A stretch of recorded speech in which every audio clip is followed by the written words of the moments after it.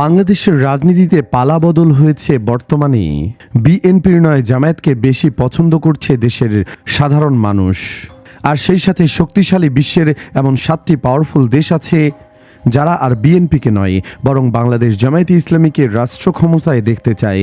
অবাক লাগছে, আরও অবাক হবেন যখন দেখবেন এই দেশগুলো কেবল নীরব সমর্থনই দিচ্ছে না, বরং কূটনৈতিক, রাজনৈতিক এবং কৌশলগতভাবে সক্রিয় ভূমিকা রাখছে। এর মধ্যে সবার আগে পাকিস্তান দীর্ঘদিন ধরে বাংলাদেশের রাজনীতিতে জামায়াতে ইসলামের উত্থান দেখতে আগ্রহী।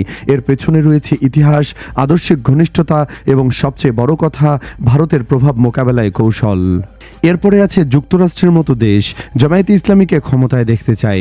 বিষয়টি অনেকের কাছে হজম নাও হতে পারে, কিন্তু গবেষণা সেটি বলছে। বর্তমান সময়ে রাজনীতিতে আলোচিত দলের নাম বাংলাদেশ জামায়াতে ইসলামী। বিভিন্ন জরিপে এখন উঠে আসছে দলটি ক্রমেই জনপ্রিয় হয়ে উঠছে। বিশেষ করে ডাকসু ও জাকসু নির্বাচনে শিবিরের ভূমিধস বিজয়ের পর জামায়াতকে নিয়ে নতুন কৌতূহল শুরু হয়েছে বিভিন্ন মহলে। 3 নম্বরে আছে তুরস্ক।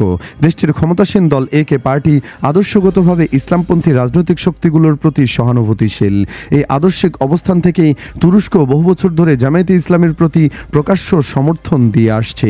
বাংলাদেশে যখন জামায়াতে ইসলামের শীর্ষ নেতাদের ফাঁসি কার্যকর করা হয়, তখন তুরস্কের ক্ষমতাসীন দলের নেতাকর্মীরা রাস্তায় নেমে সরাসরি প্রতিবাদ জানিয়েছিলেন।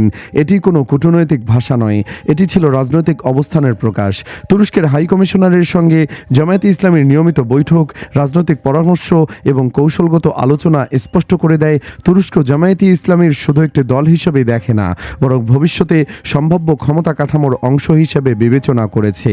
তালিকার 4 নম্বরে রয়েছে মিশর। তাদের রয়েছে জামায়াতে ইসলামীর সম্পর্ক তুলনামূলকভাবে নীরব হলেও গভীর। রাজনৈতিক ও আদর্শিক দিক থেকে এই সম্পর্ক বহু পুরনো। মিশরের ক্ষেত্রে প্রায় শোনা যায় যে তারা জামায়াতে ইসলামের প্রতি নৈতিক ও আদর্শিক সমর্থন দিয়ে থাকে। অর্থনৈতিক সহায়তার বিষয়ে কোনো নির্ভরযোগ্য অফিসিয়াল তথ্য না থাকলেও রাজনৈতিক সমর্থনের বিষয়টি অস্বীকার করার সুযোগ নেই। মিশর চায় মুসলিম বিশ্বে এমন সরকার আসুক যারা ইসলামপন্থী রাজনৈতিক কাঠামোর প্রতি সহানুভূতিশীল।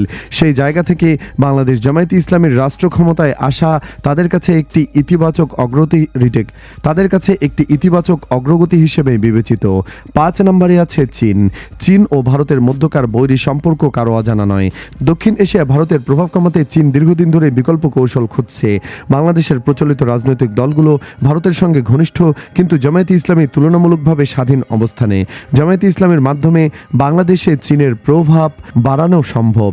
এই প্রেক্ষাপটে সম্প্রতি চীন রাষ্ট্রীয়ভাবে জামায়াতে ইসলামের আমির সহ 8 জন শীর্ষ নেতাকে আমন্ত্রণ জানায়। বাংলাদেশের বহু রাজনৈতিক দল থাকা সত্ত্বেও কেবল জামায়াতে ইসলামীকে কেন এই আমন্ত্রণ দেওয়া হলো? এটি কোনো কূটনৈতিক সৌজন্য নয়, বরং স্পষ্ট রাজনৈতিক সংকেত। চীন হয়তো প্রকাশ্যে কিছু বলছে না, কিন্তু পর্দার আড়ালে তারা যে জামায়াতে ইসলামের উত্থানে আগ্রহী তা এই কার্যক্রম থেকে স্পষ্ট। 6. ফিলিস্তিন। অনেকের কাছে ফিলিস্তিন দুর্বল রাষ্ট্র হতে পারে, কিন্তু ইসলামিক দেশ এবং জামায়াতে ইসলামের সমর্থক হিসেবে ফিলিস্তিনের নাম শোনা যায়। যখন আওয়ামী লীগ ক্ষমতায় ছিল, তখন তারা ফিলিস্তিনে ইসরায়েলের চালানো বর্বরতার প্রতিবাদ করেছে বারবার।